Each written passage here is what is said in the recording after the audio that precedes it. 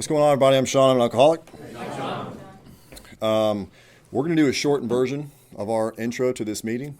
First off, welcome everyone to the Next Frontier group of Alcoholics Anonymous. We're glad you're all here. This is the AA Preamble. Alcoholics Anonymous is a fellowship of people who share their experience, strength, and hope with each other that they may solve their common problem and help others to recover from alcoholism.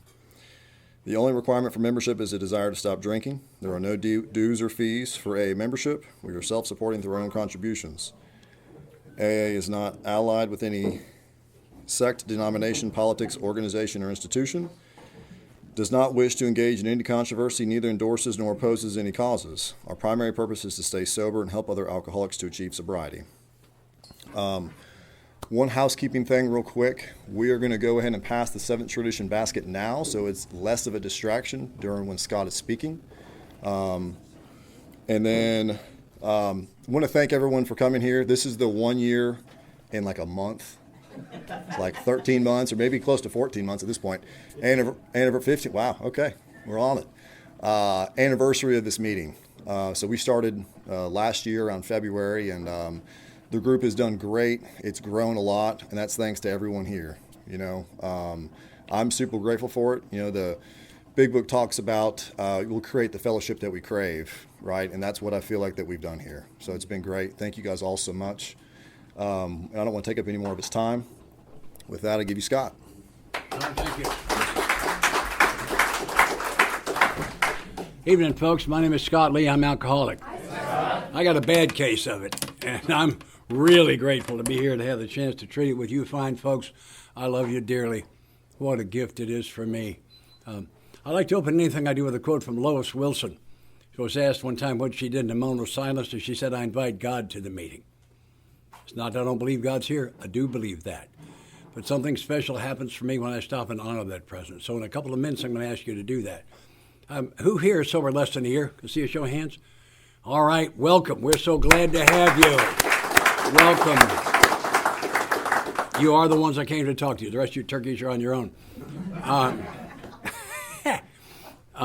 But in case you don't have a God, or maybe you got here like I did, afraid there might be one, if that's your situation, borrow mine. Recommend him very highly. He's been keeping me sober since June 28, 1984. I've got a 40-year chip in my pocket, and that's a long time for a guy that only agreed to 28 days. So something is working. So borrow my God, address him as a God of Scott's limited understanding, because that's the truth. And then we will do something unusual for you. We will slowly, I say again, slowly. There may be Yankees here. I don't know. I love the Yankees. I was with them last weekend, but I can't pray as fast as they do.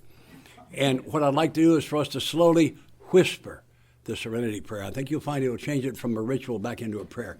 Let's invite God to the meeting.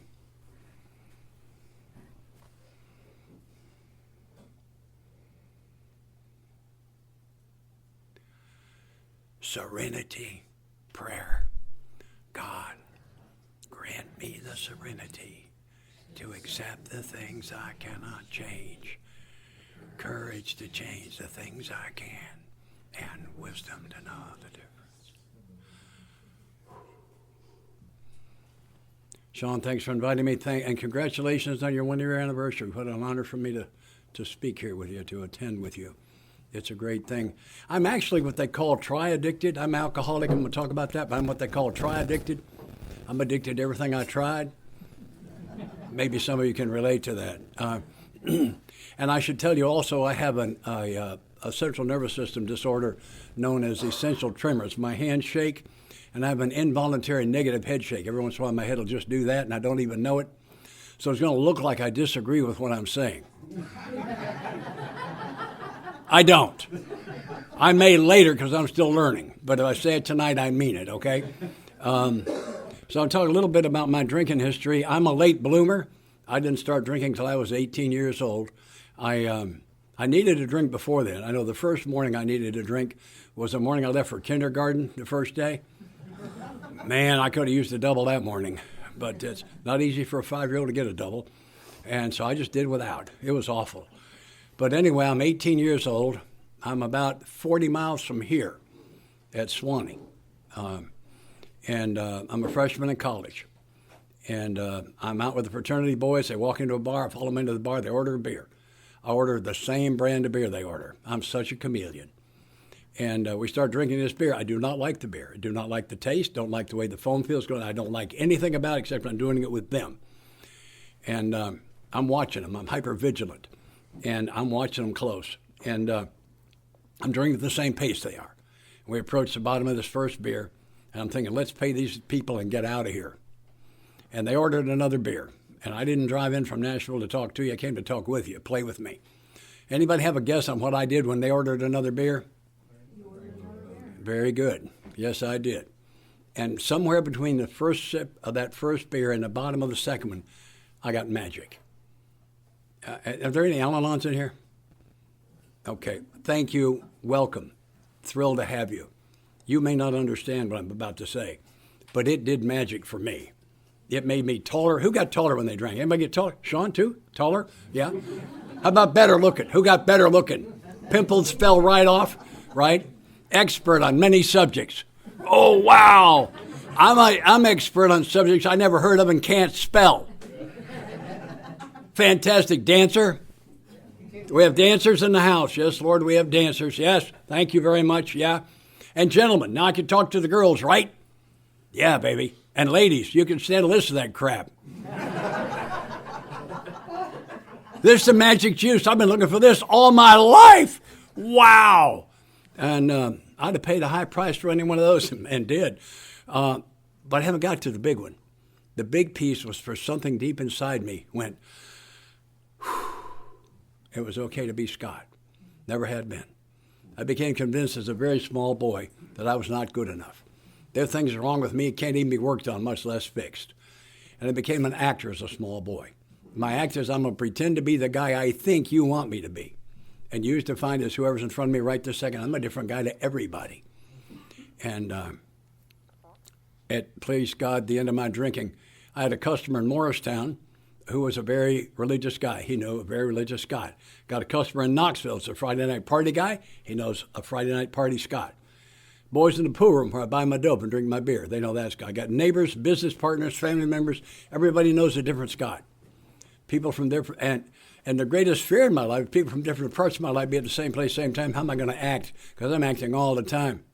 How am I doing? That hitting anybody? Yeah. Yeah, so many of us get here with that. I heard Dr. Paul, the guy that wrote that thing on acceptance, heard him talk one time. He said, schizophrenia is just two personalities. That doesn't impress me. If I could get down to two, I'd still be out there. I got hundreds of personalities I ain't even used yet. Oh, yeah, I am the great actor. And I chased it hard. I'm smart enough to do the college work. I was just a little bit too busy. And I flunked out twice. It took me 5 years and 2 summer schools to graduate from a 4-year college.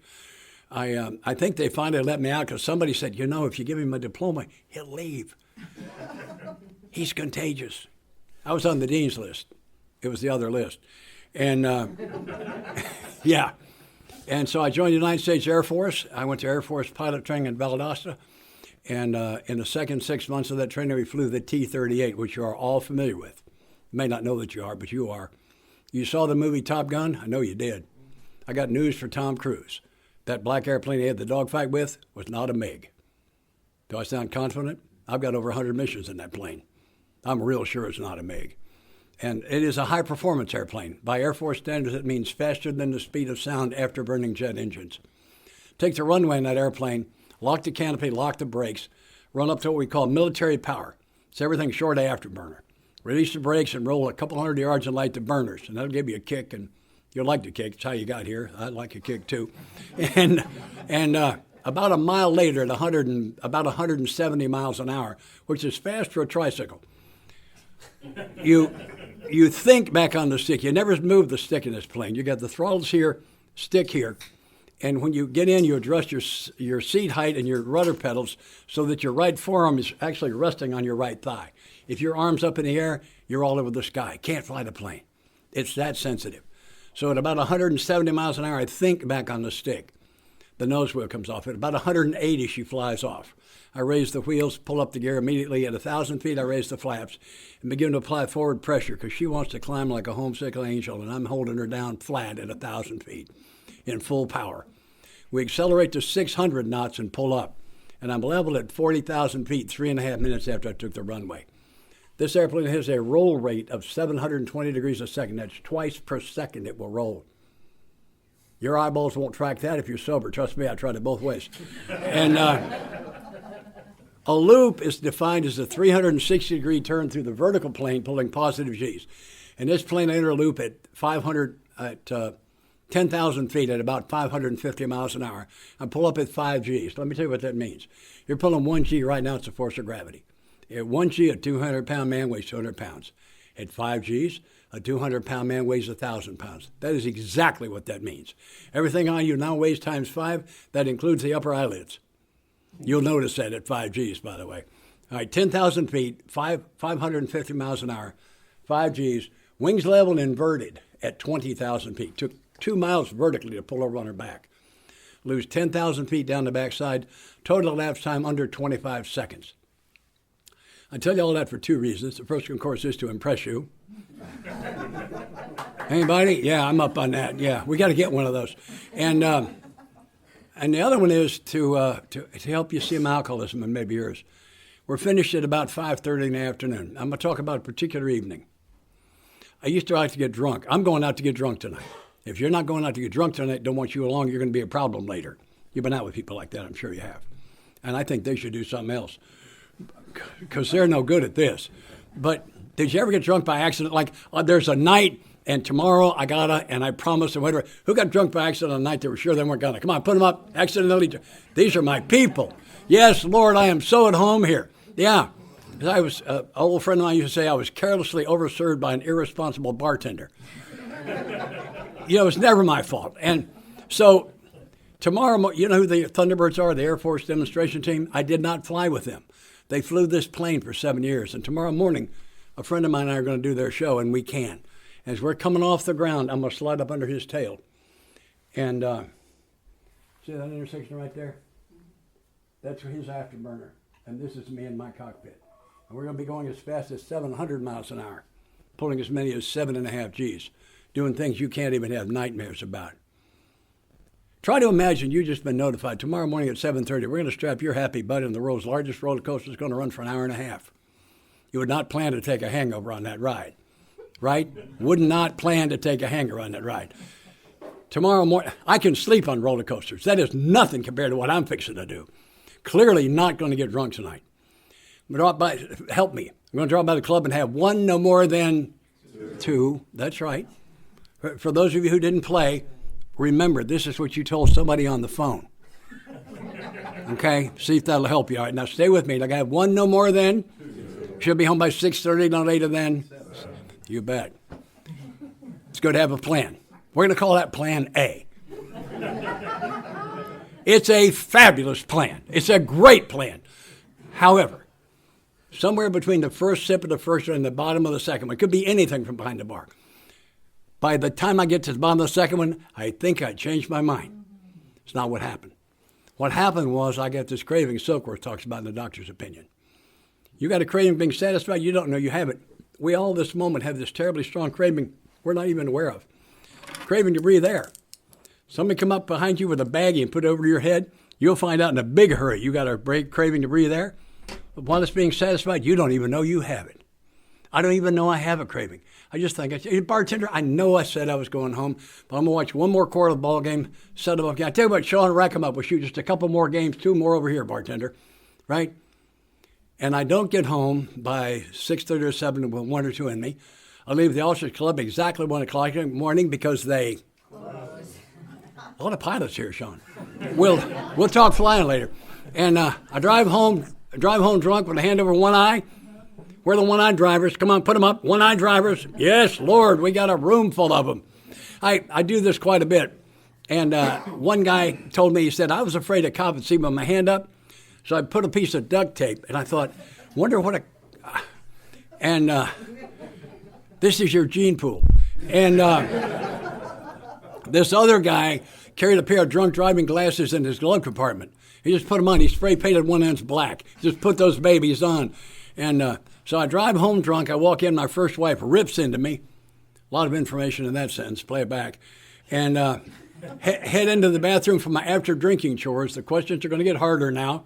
Okay? Who puked? Where are the pukers? Puke at least once. Come on, pukers. All right. How about out your nose? Who nose puked at least once? Come on. I know you did. You're laughing. Put your hand up. You nose puked. I know you did. It's not very ladylike. All right. Who quit forever? If you puked out your nose, I knew you quit forever. You wouldn't be here if it worked. Who swore to yourself never again? Come on. Put them up. Quit forever. Okay. Who swore to somebody else never again? All right. I did this up in Yankeeland to get any hands at all. Who swore to somebody else one hand on the Bible never again? Okay, we got a few of those, probably about 10%.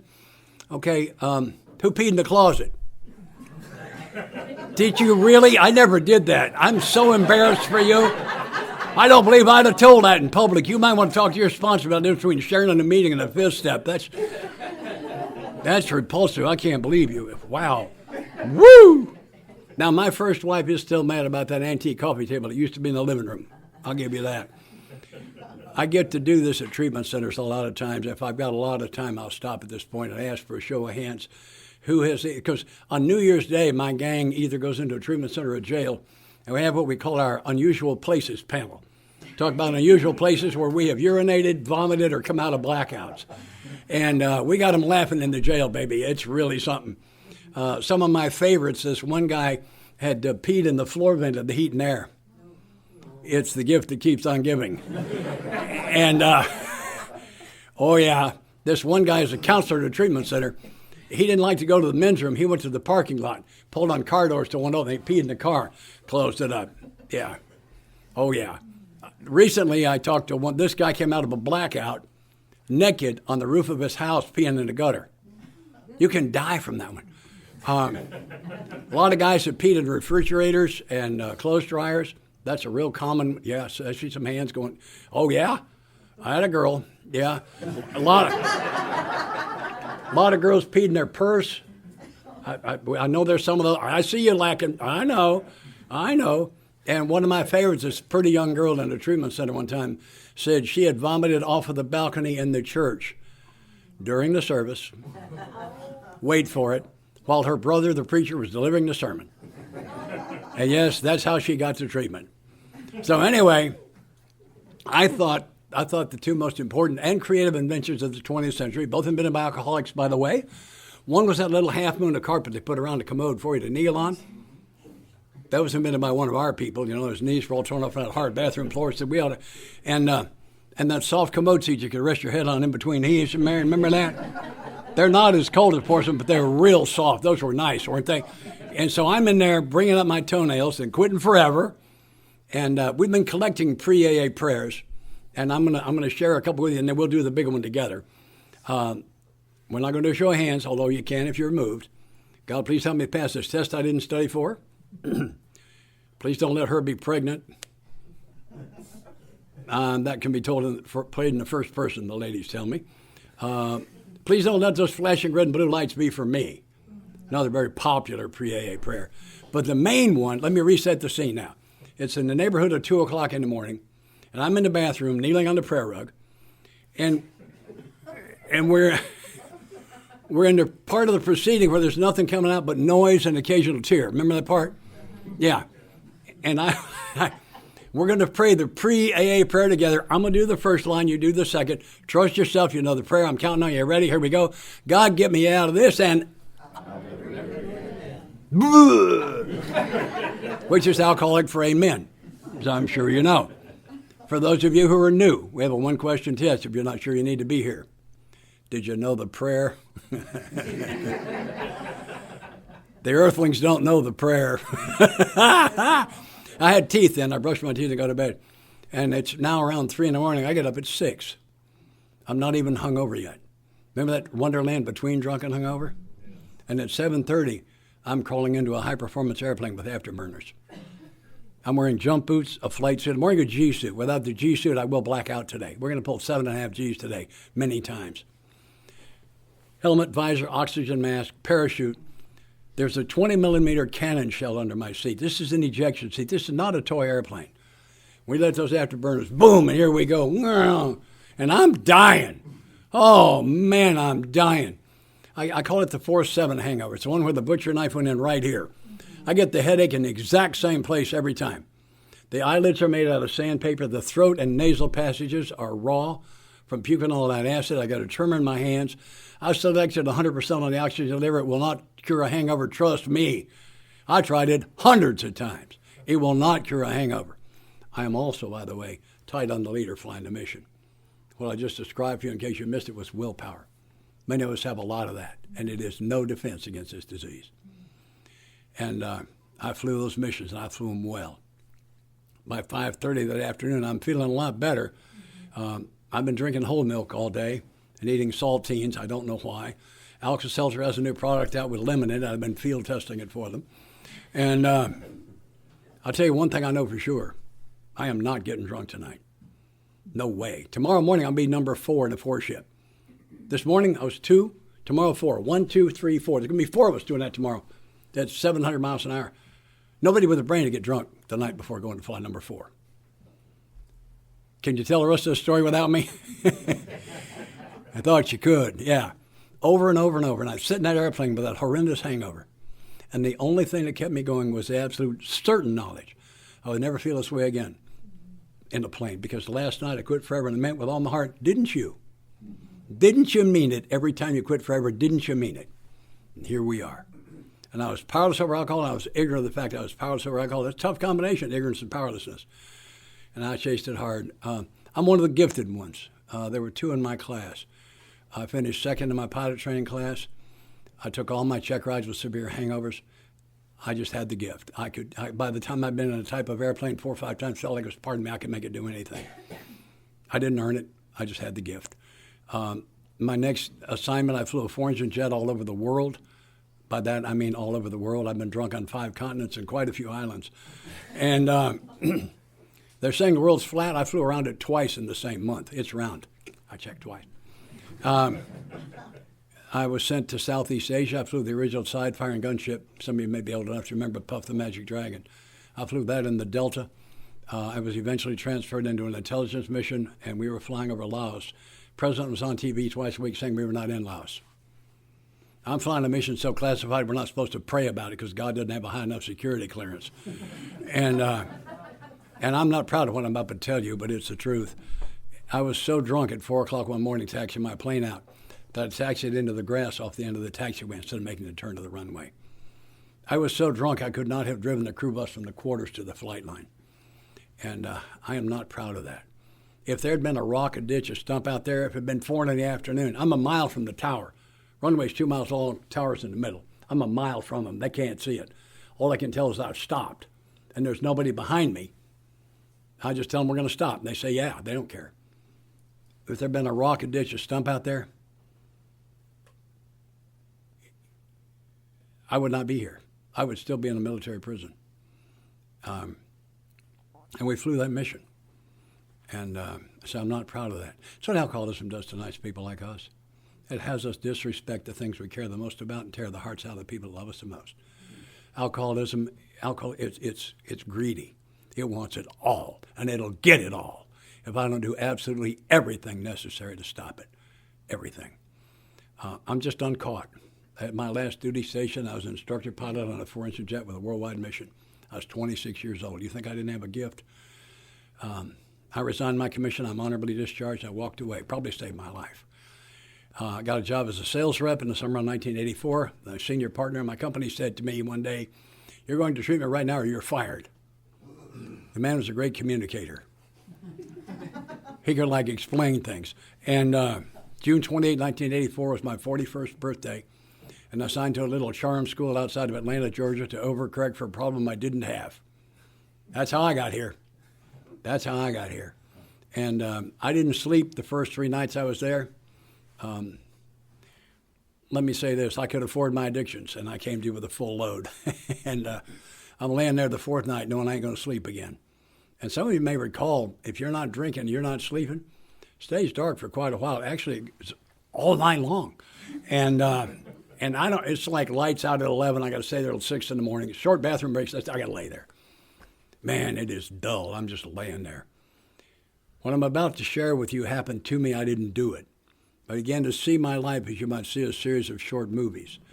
the important events. And I've always given myself credit for my intentions. I'm probably the best intended person you ever meet. I do close-up magic.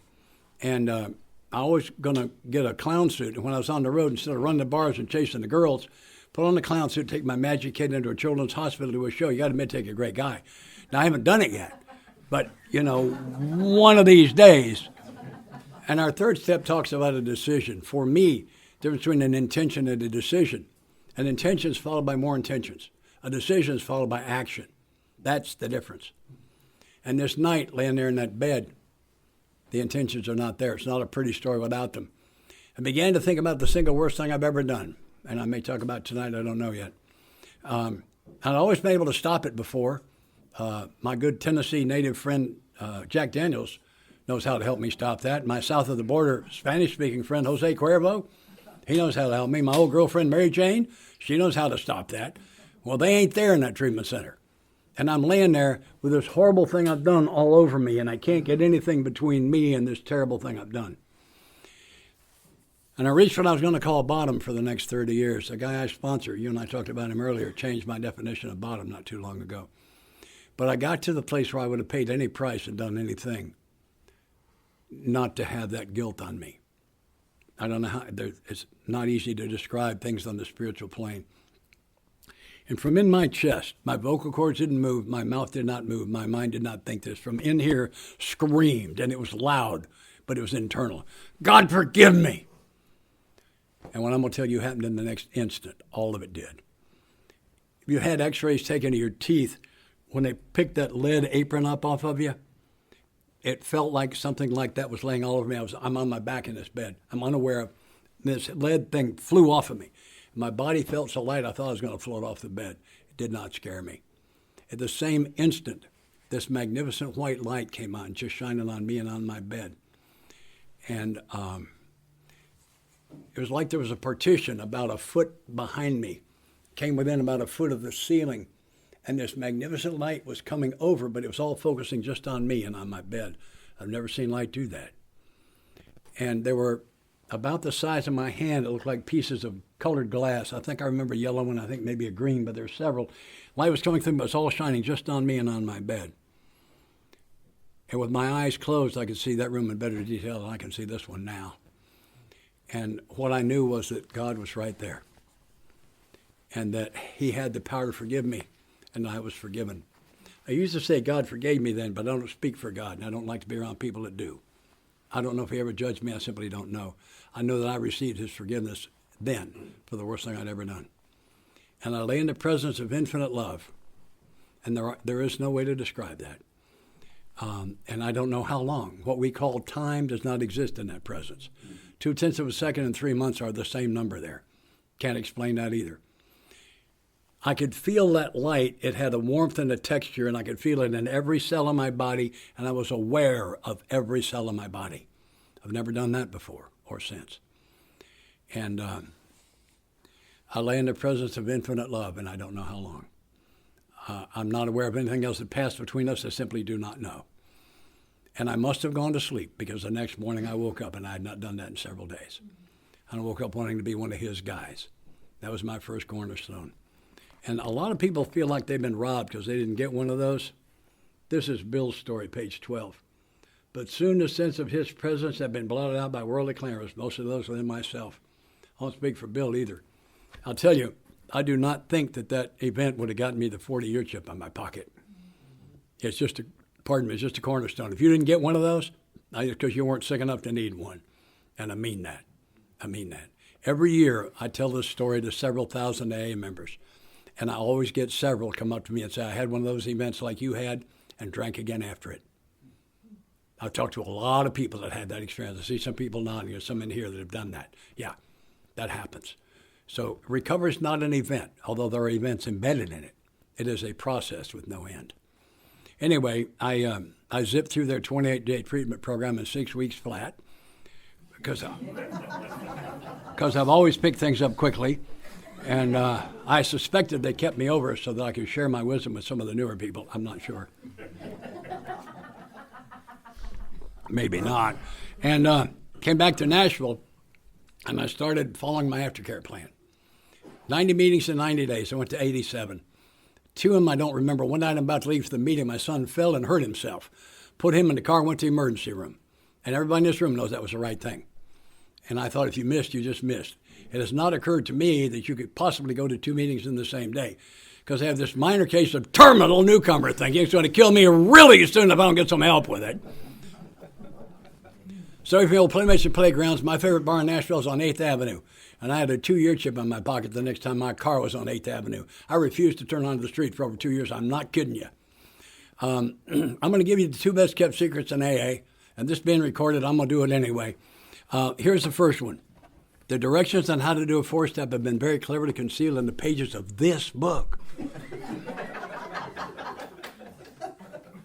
That secret was so well kept that treatment center didn't know that. And they had one of these psychoanalytical things. And by the way, if you haven't done the 4-step, let me tell you, the only way to do it wrong is to not do it. Just get a sponsor that's already done it, let them coach you through it. Give yourself permission to do a poor 4-step. If you have to do it perfectly, you can't do it at all.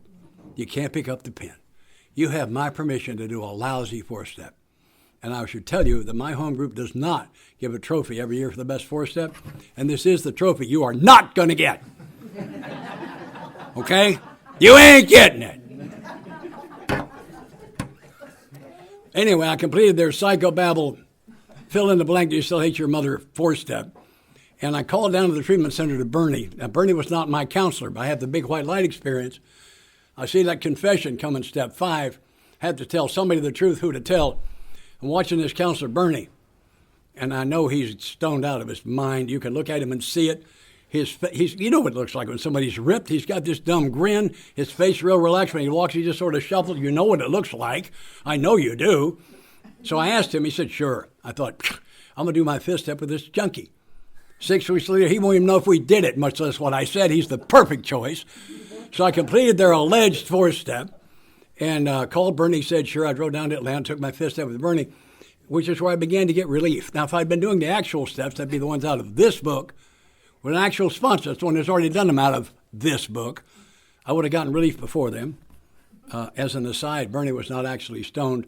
He was sober over 20 years. That was serenity. I didn't know what it looked like.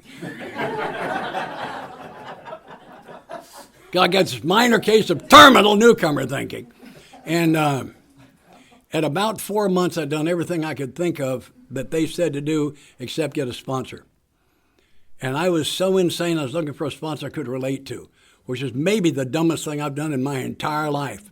Holy mackerel, I'm a newcomer. Who can I relate to? I can relate to some other squirrel that has no idea what's going on in this forest. That's who I can relate to. Thank God I didn't find a sponsor I could relate. We'd both be dead by now. No, I didn't then, nor do I today need a sponsor I can relate to. I need one whose suggestions I would follow.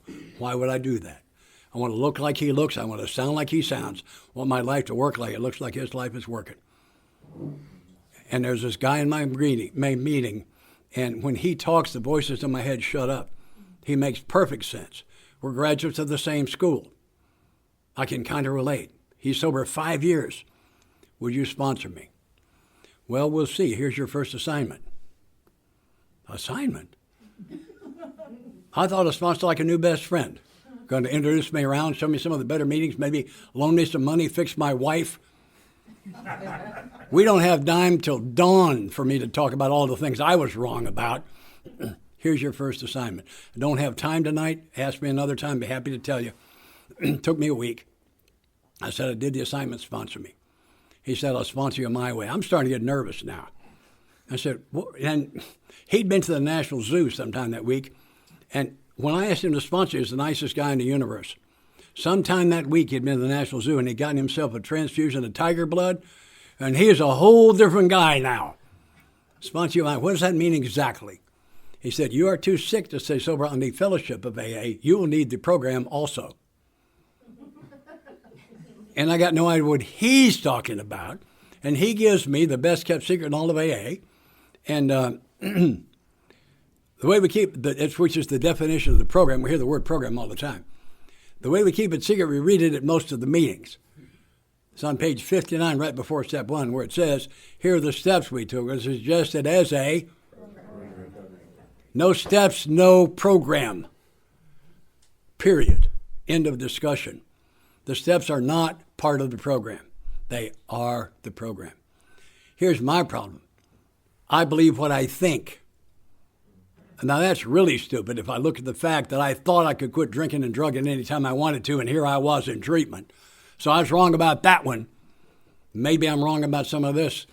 And it looked to me like steps 4, 5, and 9 were clearly designed to punish me, to make me pay the price for being the rotten guy I had been. I was so wrong about that.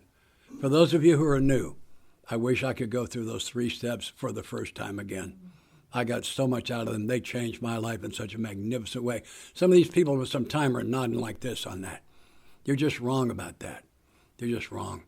It's where the magic happens. I got my own definition of insanity. It's thinking you're in a 12-step program and not actually taking all 12 steps. You ain't taking all 12?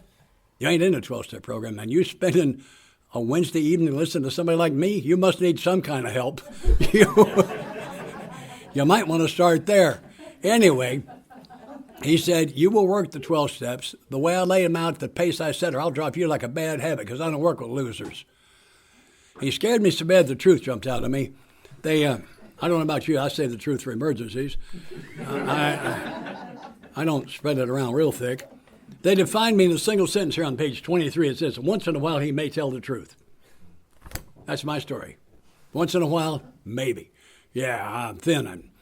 But the truth jumps on me. I said, Jerry, I don't want to do the 12 steps. He said, that's okay. I said, oh, good. He said, as long as you do them. Jerry, I don't think we're communicating. He said, been hearing the word willingness? I said, yeah. He said, well, here's the definition. I will add willingness, bottom, and surrender all have the same definition, which is what I got from John, who I sponsor. Willingness, bottom, and definition, and surrender. Here's the definition. When someone who's qualified, sponsor, for example, asks me to do something I don't like, that I don't think will help, that I don't think matters, that I don't want to do, and I do it anyway, is that do it anyway that defines bottom, surrender, and willingness. And without the do it anyway, I don't have any of those 3. I didn't know that at the time, but he did. And he was not at all interested in saving my face. He was trying to save my life. And he said, our program, 12 steps, kind of like going to the dentist. We got to drill before we can fill. We got to dig that poison out of your soul. That's what the first 9 steps are about. Like the dentist, we got Novocaine. Here we call it sponsorship, fellowship, home group, love. It's not near as hard as the way you've been living. And so I said, why do I have to do the 12 steps? Yeah. He said, I don't answer why questions to the men I sponsor. And the reason is, why is a management question? The first step says you ain't in management. Consequently, all the questions begin with why have the same answer. And the answer is you don't need to know. And I hated that when he said it the first time. Today I embrace it as one of my cornerstones. Also, it was not knowing that made me crazy. Incorrect. It was needing to know that was making me crazy. When I lay down the need to know, I get peaceful. From a position of peace, I began to know. Knowing isn't worth near as much as the peace. But I didn't know that at the time. I'm saying why every time he takes a breath. And he says, I'm feeling kind of generous today, Sparky. I'm going to give you one why question. I'm going to answer this one. Don't ask another one lifetime. And I haven't. I've deleted the word why from my vocabulary. Whenever I ask why, I'm never looking for an answer. Looking for something I can argue with, manipulate, change, or fight. Never looking for an answer. He said, the reason you have to do the 12 steps is because alcohol and drugs are not your problem. What? They're not. They're your answer. They make you taller, smarter, better. Look at all of that stuff they do. That's why you can't put it down. You ever try to quit on your own? Yeah. How many times? A couple of thousand. I'm a nose puker. So if that stuff is my answer, when I put it down, it leaves me without an answer. I'd have never been an alcoholic in the first place. That's why I can't put it down and leave it down. It leaves me without an answer. So to put it down and leave it down, I must pick up a new answer that's better than the old one. And it happened for me in step 4. It varies by individual. I've been doing this a long time. Somewhere between the beginning of 2 and the end of 9, something big happens, and they pick up the new answer. And once they have the new answer, the old answer quits calling their name. I'm covering, I got maybe $200 cash on me, a couple of credit cards worth maybe $5,000 apiece. I will not be stopping at the dope man's house, the bar, or the liquor store tonight. Why? One reason. The new answer is so much better than the old one that the old one no longer calls my name.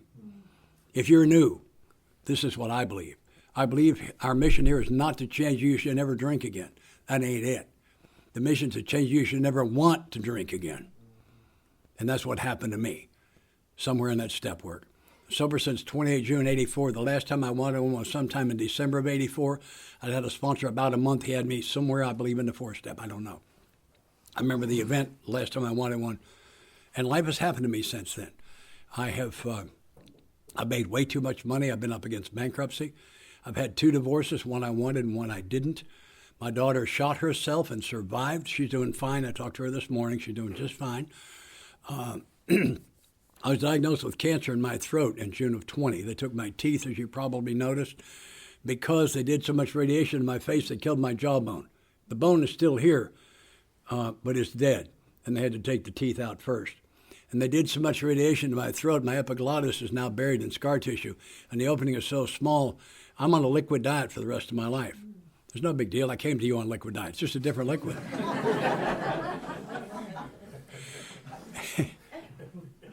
And through all of that, the old answer has not called my name because I've stayed immersed in the new answer. That's what it's about. That's what this whole package is about. And so he took me through those 12 steps. I finally ran out of why. He said, think of yourself as a garbage can. This is where he got me. This is what I came to tell you tonight, and I almost missed it. This is where he got me. Think of yourself as a garbage can. I said, okay, Jerry, I got that. We're going to do with these steps that we're going to dump you out. We're going to scrub the can nice and clean, stand it back up. We're going through your life. Most of it's garbage. We're going to throw it away. Portions are good. Example, do you love your children? I said, a lot. He said, great. We'll keep that. When we finish these 12 steps, you're going to be a big, empty, clean can with just a little good stuff in the bottom. The reason is one of these days something very heavy is going to slam into your heart. He said, your father's going to die. And on that day, you got a little good stuff in the bottom. On that day, if you don't have that big, empty, clean space to store that pain in, while we love you back to spiritual health, you will escape. And the only escapes you know are killing you and tearing the hearts out of the people that love you. And I ran out of why. And I allowed that man to coach me through the 12 steps. And I got what for me is the most powerful promise in the book. It's on page 60. It's the first line. It says 12. Having had a spiritual awakening as the result of these steps. Here people read A results, not what it says. Pardon me. A is one of several or one of many. The is singular. Promise me one thing is the result of these steps. This is spiritual awakening. My experience has been spiritually awakened alcoholics do not drink beverage alcohol or take alcohol substitutes, and they don't ever want to. And that's where the magic can happen. And it happens somewhere in there, and it varies by individual. There are 2 fellowships referenced in the book. The fellowship of AA, which if you say you're an alcoholic and you're in AA, you are. That's all it takes. There's a second fellowship mentioned. It's mentioned twice. I'm going to do the second time. On 164, it says, abandon yourself to God as you understand God. Admit your faults to him and to your fellows. Clear away the wreckage of your past. Give freely of what you find to join us. We shall be with you in the fellowship of the Spirit. Fellowship of the Spirit has different entrance requirements. Sound to me like the steps in narrative form. I've seen a tremendous number of members of the Fellowship of AA go back out. I have never seen a member of the Fellowship of the Spirit go back out. I've only seen 2 people I know for dead solid certain did what's in this book drink again. 2 in 40 years. I sponsored them both. I know they did the work. One of them married his new higher power. And she didn't like how much time he spent with us, so he cut it way back. You know how well that worked. He's back now. He's carrying a 15-year chip. The other one is a hotel manager, and he started running a dude ranch in Arizona, 40 miles from the nearest meeting, and quit going. 2 years later, he drank for 2 weeks. Today, he's sober over 20 years. It's only 2 people I know for sure did what's in here. And what I say is they allowed their membership in the Fellowship of the Spirit to lapse. When that membership lapsed, they relapsed. When they re-upped their membership in the Fellowship of the Spirit, they got healthy again. They're doing just fine. That's been my experience with it. I asked Sandy Beach, if you don't know that name, do yourself a favor. I asked Sandy one time, what's your mission when you approach an AA microphone? He said it's to comfort the disturbed and disturb the comfortable. That's classic Sandy. And I thought, after I asked him, I thought, what's mine? I know what my mission is. I'm a step salesman. I'm here to try to convince somebody who hasn't done all 12 to go ahead and take the leap, to make the leap. I'm going to tell you a couple of stories. I was, it's been some time back, but I was sitting by a stream without a fishing rod in my hand. It's real strange for me. I've got a near terminal case of smallmouth bass. And, but I was sitting there, and I saw a cloud, and I'm looking at the cloud, and I thought, every drop of rain in that cloud is following God's will perfectly. I'm certain of it. So's that tree, so's the bird sitting in the tree, so these little fish in the stream. Why can't I? And it was on me hard. Why can't I? I got my answer. Answer is, I am. I am. What I realized was my own belief, and that's that I don't think God put me here to be perfect. If you think you're supposed to be perfect, I wish you a lot of luck. You're going to need it.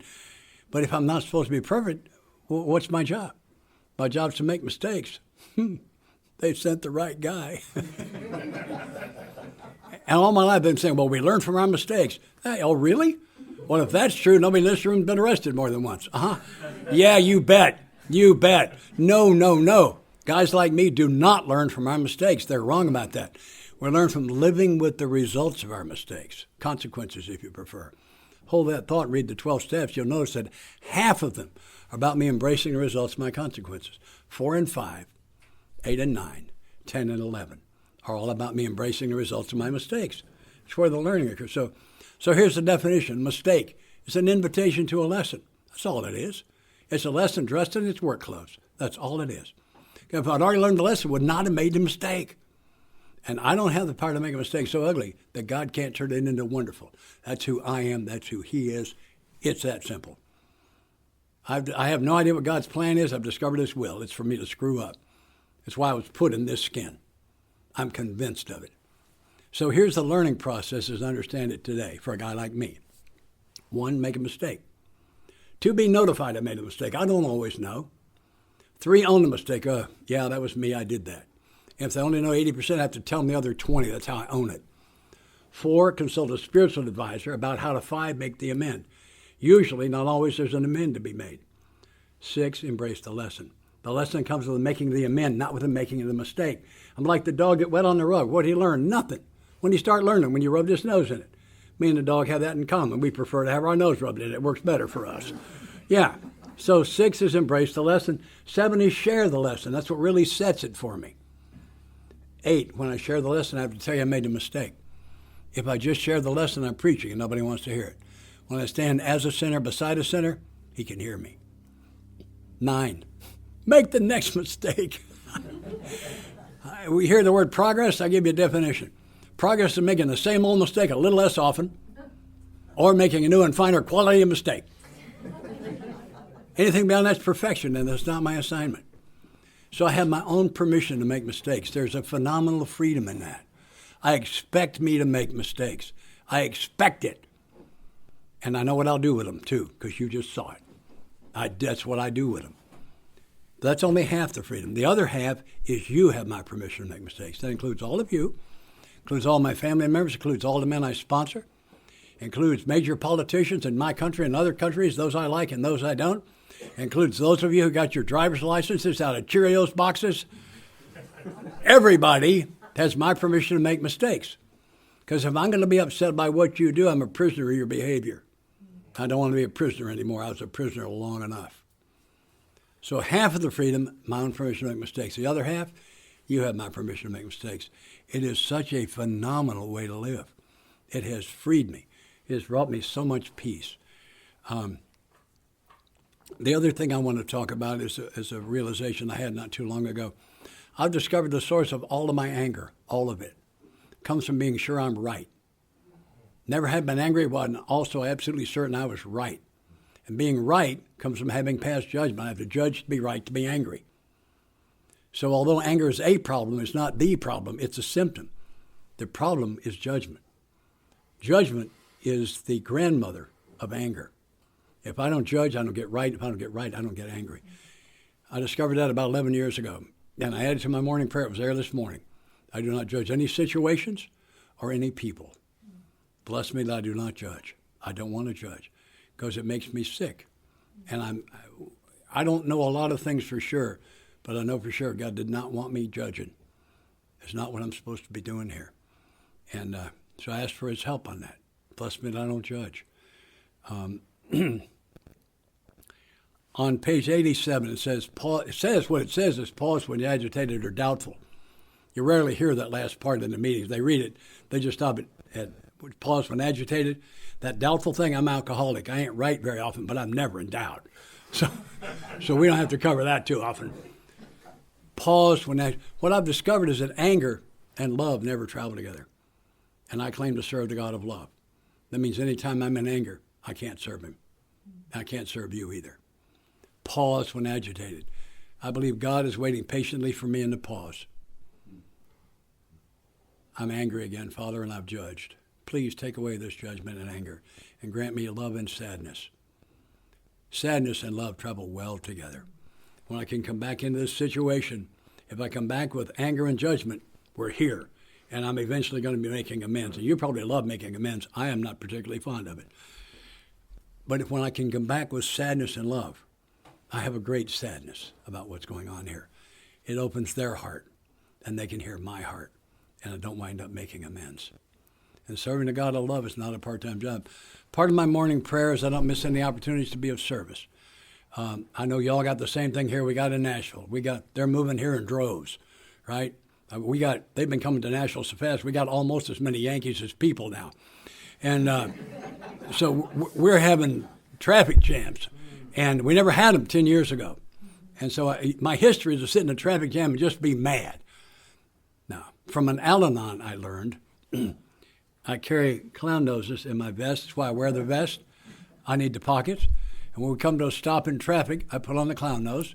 I reach a little bit deeper, and I pull out a jar of bubbles, and I start blowing bubbles. This is for real.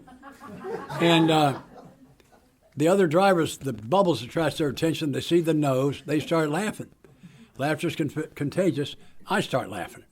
We're still stuck in traffic. I've turned it into a party. If we stay stuck, and like it's a wreck, and the truck driver says, we're going to be here a while, I shut it down, start passing them. I'm carrying 50 or 100 of both of these right now in the back of my car. I'm always carrying them. Or I'm walking through an airport or a grocery store. There's a mom there with a couple of kids. I'm going to tell you right now, those are good kids. I know they are. They're just having a hard day. And I get about as far away as I am from Sean, and I nose up, and I blow a bubble. And the screaming stops right this second. And the kids will lock onto bubbles like a good bird dog coming on point. And I walk up to the mom. I say, look, I'm a stranger. I don't want to give your kids anything, but I'd like to give you bubbles and noses for the kids. Would you take them? In the last 2 years, I've had one lady turn me down. All the rest of them have accepted. But what happens when they do something like that? What happens? Those kids had their day lifted. Who else? Mom, who else? Everyone that saw it. Who else? Me. If I'm sloshing love and joy all over you, it splatters onto me every time. It's part of my morning prayers. I don't miss any opportunities to be of service or spread love and joy. I have a lady in my life these days, and I've added her to my prayer list. And I ask God to make me the man she deserves today. And I think she deserves a lot. I ask him to bless me that I might treasure her. Treasure is a fabulous word. Use it as a verb. That I might treasure her today. That I might cherish her. That I might be an open channel for you into her life. And that she might be an open channel for you into my life. And yesterday she was. She brought me a lesson yesterday. Phenomenal. It's been interesting. My experience has been when I ask God for what he wants me to have, I get a lot of help. The trick is for me to get to the right request. I was sober about 6 years, and my first wife was standing there screaming at me one more time. She used to control me with my guilt, and I was guilty. And I went through the 12 steps, got my innocence back. She couldn't control me. It was very difficult for her. And she's screaming at me again, and I had this moment of clarity. I just realized I'm 6 feet, weigh about 210. She's 5'5" and maybe 100 even. And I'm just before punching her in the face. And when she goes down, I'm going with her. She's on the way to the hospital. I'm on the way to the jail. It's a bad plan. It works out all by myself. And it's a good thing there wasn't anybody else there.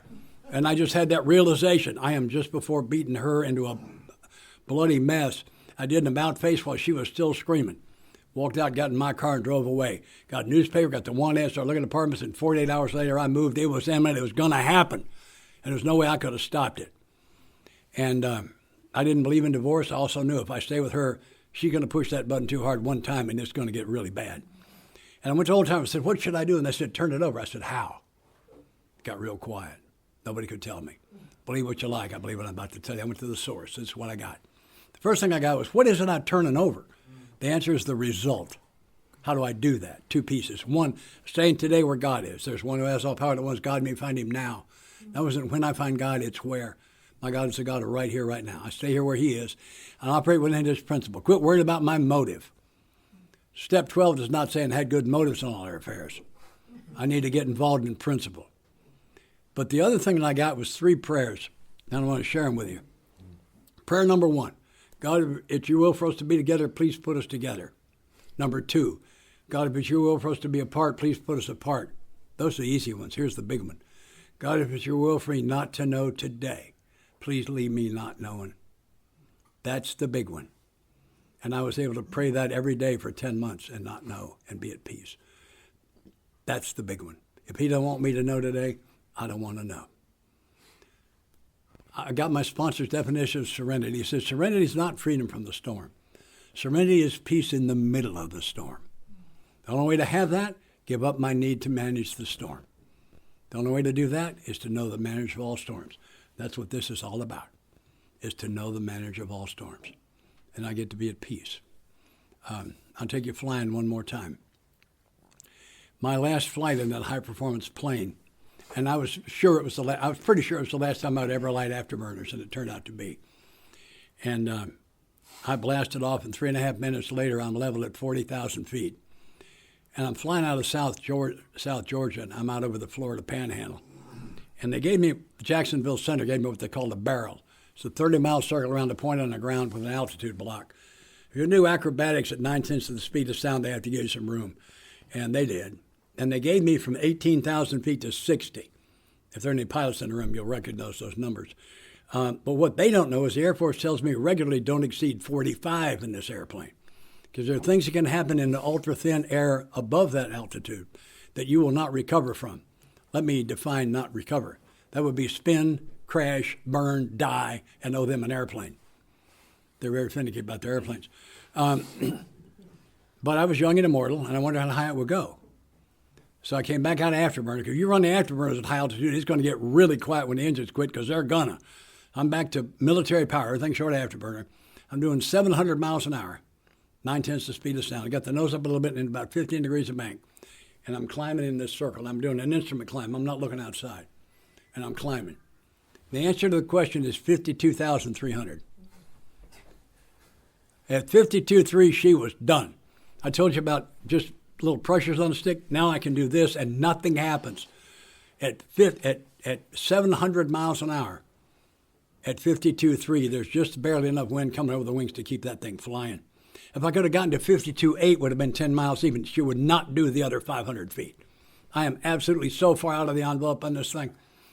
And I won't tell you about the risk factor, but it was high. And I rolled out when I realized she ain't going to climb anymore. I rolled out on north. I didn't mean to. I rolled out on north. It's about 9 o'clock in the morning on a clear day. And the sun's coming up over my right shoulder. The sky above me is black as this vest through a clear canopy at 52,300 on a clear morning at 9 o'clock. The sky is black. And looked out to the west, and I saw the curvature of the earth, and I didn't see it a little bit. I saw it. This thing we're riding is a ball. It's blue, it's round, it's beautiful, it's floating there in space. And I think it's held there by love. I didn't see anything else. I see it again when I tell this. And I had a physical sensation like something warm had been poured over me and ran down me like wax down a candle. In the poem High Flight, the author says, I put out my hand and touched the face of God. I did that morning. I sat there for maybe a minute, no more than 2. And the risk factor was so high on that. Eased the throttles back very carefully and brought it down, shot one approach and landed. And I didn't tell them I may be the town drunk. I am not the village idiot. I didn't get around to tell them I just broke the law by over a mile vertically. I didn't quite get around to telling them about that. And I didn't tell that story the whole time I was in the Air Force. And Burke Harlan's the most spiritual man I ever expect to know. And I had 8 years when I spoke at his 12-year birthday. And I told that story for the first time. That's been 30 years ago. And I'm standing at one of these microphones telling that story, and I said, I don't know why I'm telling this. Of course you do. It was my first spiritual experience. I just happened to notice it for 30 years. I am not a skyrocket to success here. And you can't do something like that and not want to do it again. And in 2004, my little business had a pretty good year. I went out to National International Airport, and I chartered myself a Learjet. They don't let me drive anymore, but I put my second wife and 2 kids in the back of that Lear. We went to 51,000 feet. Would you like to know what you can see from 51,000 feet? And I'm planning to see it again. Aren't you? Aren't you? We serve a big God. I've learned to dream big. I plan to see it again. I serve a big God. He wants what's best for me. He's not mad. One of the most powerful quotes in this book is on page 46. And he says, God does not, 49, God does not make too hard terms of those who seek him. In Tennessee English, God ain't mad at us. Whew, boy, that was some good news. It's not what I've been told. It's not what I've been told. Don Fritz was my great teacher. If you don't know that name, you do yourself a big favor. And he was a guy who'd take the questions nobody could answer, and he answers right now. And it's all principle-based, never motive, always principle. And I spent his last Thanksgiving with him, and there wasn't any doubt that's what it was. We all knew it. Sitting across a very small coffee table, my second wife and his wife were right there next to us, and they didn't see this happen. I finally leaned over to him and I said, Don, what are guys like Scott going to do when guys like Don are gone? And he said, I've been bringing you hands full of water. Go to the river. That was the answer. Or if, metaphorically, he said, he gained access to a wisdom and a power vastly beyond his own. He believed it was available to me. I believe it's available to everybody here. We invited God to this meeting tonight, and I'm pretty sure he came. That was an awfully fast hour for me. I hope it was for you. If you borrowed my God and you got touched tonight, do that in those moments of silence. Invite him. If you invited your God and you got touched, do that. I want to close with what I believe are the directions to get to that river that Don talked about. Most important thing I've said tonight, I think it's the most important thing that's ever been said in an AA meeting. Here are the steps we took, which are suggested as a program of recovery. I love you with all my heart. Thank you.